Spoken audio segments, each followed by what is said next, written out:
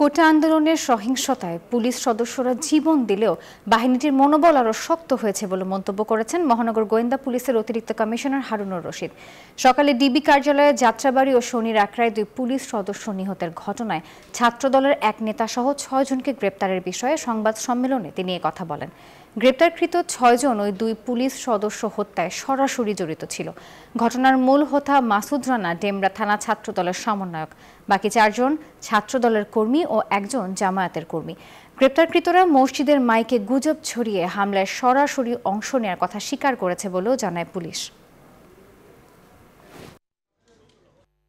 বিভিন্ন যে বিষয়গুলিকে তারা ঘোলাটে করে তারা অকার্যকর রাষ্ট্রে পরিণত করতে চায় একটি চক্র।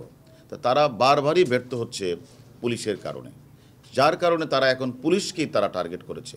শুধু তা না, পুলিশকে যে পিটিয়েছে বা মেরে হত্যা করে তা না, তারা অনেক বাসাবাড়িতেও গিয়েও তারা কিন্তু পুলিশ সদস্য আছে কি না তারা সেটা কী করে। আমরাও এখন ওই জামাত শিবির চক্র, বিএনপির চক্র কোন বাসাবাড়িতে আছে, কারা হত্যাকাণ্ডে অংশ, তাদেরকেও আমরা বুঝছি এখন তারা কোন বাড়িতে আছে। যে বাড়িতে থাকবে সেখান থেকে তাদের ধরে নিয়ে আসবো আমরা।